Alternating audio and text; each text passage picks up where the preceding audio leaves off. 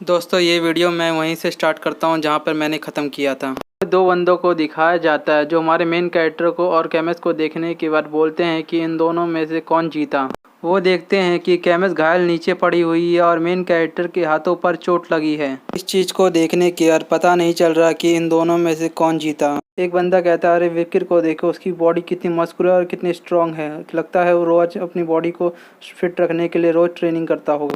हमें एडोल्फ और केमिस्ट को दिखाया जाता है। एडोल्फ ने केमिस्ट को गले लगाते हुए खुशी से कहते हैं कि तुम्हें ज़्यादा चोट नहीं लगी। अगले सीन में हमें गैलरी को दिखाया जाता है जहां पर कोई चल रहा होता है। वो हमारा मेन कैरेक्टर और पैट्रियार्च होते हैं जो गैलरी के रास्ते आगे बढ़ रहे होते हैं। पैट्रियार्च मेन कैरेक्टर से पूछता है कि मॉर्ग की लेडी के साथ लड़ना कैसा रहा।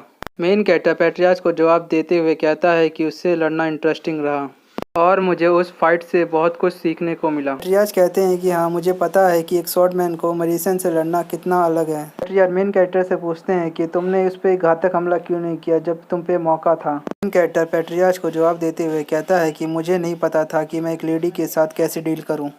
पैट्रियार्च मेन कैरेक्टर से कहता है बैटल के अंदर अपना गार्ड डाउन करना एक घायल पर्सन की तरह है और अपना गार्ड डाउन नहीं करना चाहिए। इस चीज़ से तुम्हें कुछ सीखना चाहिए। मेन कैरेक्टर पैट्रियार्च की बातें सुनने के बाद हैरान हो जाता है और मन में कहता है कि पैट्रियार्च मेरी चिंता क्यों कर रहे हैं। मेन कैरेक्टर कहता है कि मेरी पास्ट की लाइफ में पैट्रियार्च किसी की परवाह नहीं करते थे और वो बहुत ही ज़्यादा क्रूअल थे। पैट्रियार्च मेन कैरेक्टर से पूछते हैं कि हमें रूबी माइन का क्या करना चाहिए।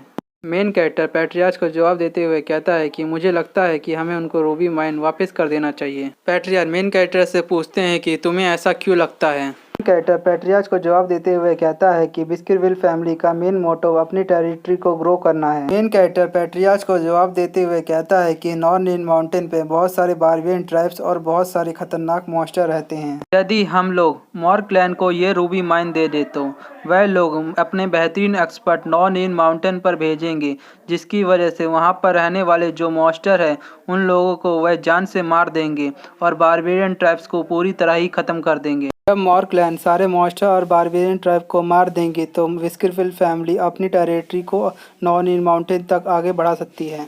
पैट्रियार्च मेन कैरेक्टर की सभी बातें सुनने के बाद उससे कहते हैं जो भी तुमने अभी कहा वो सब कुछ सच है। यही सब बातें करते हुए पैट्रियार्च और मेन कैरेक्टर आगे बढ़ते हैं। तभी उनको बगल से कोई आते हुए दिखाया जाता है। मेन कैरेक्टर एडोल्फ और केमिस्ट को देखने के बाद चौंक जाता है। एडोल्फ आगे बढ़ते हुए पैट्रियार्च से कहते हैं कि मुझे तुमसे कुछ बात करना है और वहीं हमें केमिस्ट को दिखाया जाता है जो एडोल्फ के पीछे छुपकर मेन कैरेक्टर को शर्माते हुए देखती है। हमें कुछ समय बाद का सीन दिखाया जाता है। पैट्रियार्च एडोल्फ से पूछते हैं कि तुम्हें जाने से पहले मेरे से क्या बात करनी है। एडोल्फ पैट्रियार्च से कहते हैं कि मेरे पास एक सजेशन है रूबी माइन पर बात करने के लिए, हमें उस चीज़ को सॉल्व कर लेना चाहिए। पैट्रियार्च एडोल्फ से कहते हैं कि वह कौन सी बात है जो तुम मुझसे कहना चाहते हो। एडोल्फ पैट्रियार्च से कहता है कि एक सगाई। पैट्रियार्च एडोल्फ की एंगेजमेंट की बात सुनने के बाद हैरान हो जाते हैं। वही एडोल्फ कहते हैं कि बिस्किरविल फैमिली और मॉर्ग क्लैन के बीच में एक एंगेजमेंट। अपने अंकल की एंगेजमेंट की बात सुनने के बाद हमें केमिस्ट को दिखाया जाता है जो हमारे मेन कैरेक्टर को देखने के बाद ब्लश करने लगती है। एडोल्फ से पूछते हैं कि तुम्हारे माइंड में बिस्किरविल फैमिली का कौन सा बेटा है। पैट्रियार्च से कहता है कि बिस्किरविल फैमिली का सबसे बड़ा बेटा और मॉर्ग क्लैन की सबसे बड़ी बेटी। इस पर आपका क्या ख्याल है। एडोल्फ पैट्रियार्च से कहता है कि मेरी भतीजी मैजिक में इनक्रेडिबल है, ब्यूटी के साथ उस पर बहुत सी नॉलेज है और इसके पास किसी भी चीज़ की कमी नहीं है। अपने अंकल की ये सही बातें सुनने के बाद हमें केमिस्ट को दिखाया जाता है जो पूरी तरह से निराश हो जाता है। पैट्रियार्च एडोल्फ से कहते हैं कि इस साल मेरा बड़ा बेटा 25 साल का हो जाएगा। पैट्रियार्च एडोल्फ से कहते हैं कि आपको सही रहेगा कि एक 25 साल का लड़का और एक 8 साल की लड़की की सगाई। एडोल्फ पैट्रियार्च से कहते हैं कि इन दोनों की एज में कुछ ही सालों का तो डिफरेंस है। अपने अंकल की बातें सुनने के बाद निराश हो जाती है। अपने अंकल से कहती है कि मैं अपने मदर से बड़े उम्र की आदमी से शादी नहीं करूंगी। अपने मदर से स्ट्रॉन्ग पर्सन से शादी करनी है तो उसकी एज ज़्यादा ही होगी। हमें पता है ना, तुम्हारी मदर से ज़्यादा शक्तिशाली इस कॉन्टिनेंट में नहीं है कोई। केमिस्ट एडोल्फ से कहती है कि मैं शादी करूंगी तो अपने एज वाले से करूंगी या उसके आसपास से, नहीं तो नहीं करूंगी। पैट्रियार्च केमिस्ट को देखने के बाद कहता है कि ये बच्ची, तुम्हें इस चीज़ में बोलने का कोई हक नहीं है। केमिस्ट पैट्रियार्च से कहती है मुझे किसी बड़े आदमी से सगाई नहीं करनी है। कई बातें पैट्रियार्च से कहने के बाद हमें केमिस्ट को दिखाया जाता है जो हमारे मेन कैरेक्टर को देखते हुए ब्लश करने लगती है। केमिस्ट ब्लश करते हुए कहती है मैं। एडोल्फ और पैट्रिया दोनों केमिस्ट को देखने लगते हैं, लेकिन उनको कुछ समझ में नहीं आता। अगले सीन में हमें मेन कैरेक्टर को दिखाया जाता है, जो केमिस्ट को देखने के बाद उसको भी कुछ समझ में नहीं आ रहा होता है। एडोल्फ केमिस्ट को ये शर्माते हुए देखने के बाद समझ जाता है और कहता है कि तुम ये मत कहना कि तुम विक्टर से एंगेजमेंट करना चाहती हो। एडोल्फ कहता है कि वह विस्करविल फैमिली का डायरेक्ट डिसेंडेंट नहीं है, वह एक बड़े तालाब की एक छोटी सी मछली जैसा है। पैट्रिया उन दोनों की हरकत देखने के बाद उसको बहुत ही ज़्यादा गुस्सा आता है। वो अपने मन में कहता है ये दोनों क्या कर रहे हैं। अपने गुस्से को शांत करते हुए एडोल्फ से कहते हैं इसमें कोई बड़ी बात नहीं है। पैट्रिया मेन कैरेक्टर से पूछते हैं कि मेरे बेटे तुम्हारा इस सगाई पर क्या ख्याल है। पूछने के बाद केमिस्ट को दिखाया जाता है, जो मेन कैरेक्टर को देख रही होती है और अपने मन में सोचती है कि मेन कैरेक्टर का क्या जवाब होगा।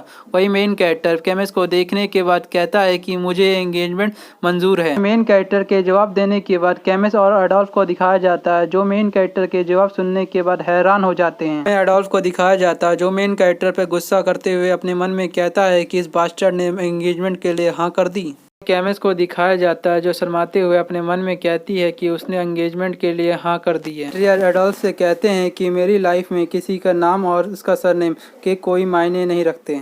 एडोल्फ पैट्रिया से पूछता है आपके लिए नाम और सरनेम के कोई मायने नहीं है। एडोल्फ को दिखाया जाता है, जो हमारे मेन कैरेक्टर के सामने जाकर खड़ा हो जाता है। मेन कैरेक्टर एडोल्फ को देखने के बाद कहता है कि एडोल्फ मॉर्क जो 6th क्लास का एक मैजिशियन है, मॉर्क क्लैन में एक हाई अथॉरिटी रखता है, जो मॉर्क क्लैन में एक स्ट्रॉन्ग पर्सन में से एक है। एडोल्फ हमारे मेन कैरेक्टर को देखने के बाद कहता है कि तुझे ये बात बताने में कोई समझदारी नहीं है, लेकिन यूं ही केमिस्ट का हस्बैंड बन जाए वो चीज़ हमें मंजूर नहीं है। एडोल्फ मेन कैरेक्टर से कहता है इन दोनों क्लैनों के बीच में एंगेजमेंट एक सजेशन की तरह है।